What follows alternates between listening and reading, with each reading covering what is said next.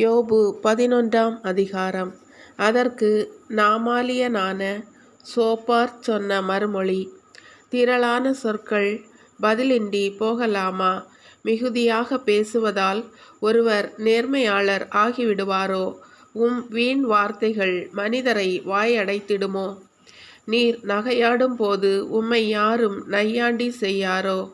என் அறிவுரை தூயது, நானும் உன் கண்களுக்கு மாசற்றவன் என்கிறீர்.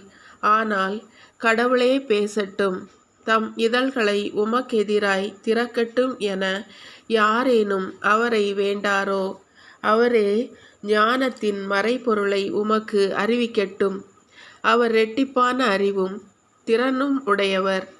கடவுள் தீமைகளில் சிலவற்றை மறந்தார் என்பதை அறிக. கடவுளின் ஆழ்ந்த உண்மைகளை நீர் அறிய முடியுமா?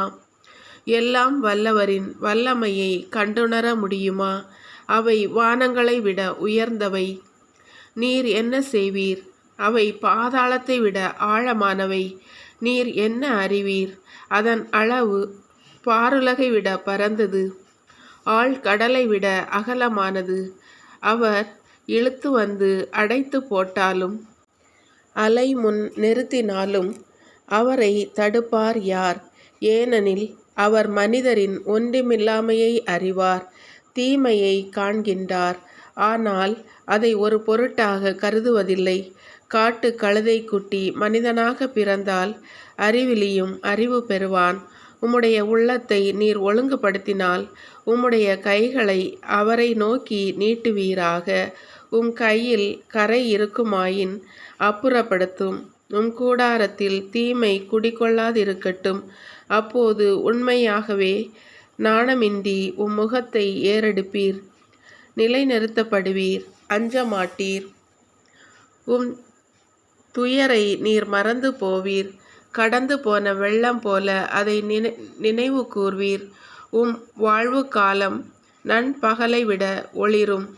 காரிருளால் மூடப்பட்டிருந்தாலும் காலை போல் ஆவீர். நம்பிக்கை இருப்பதனால் உறுதி கொள்வீர்.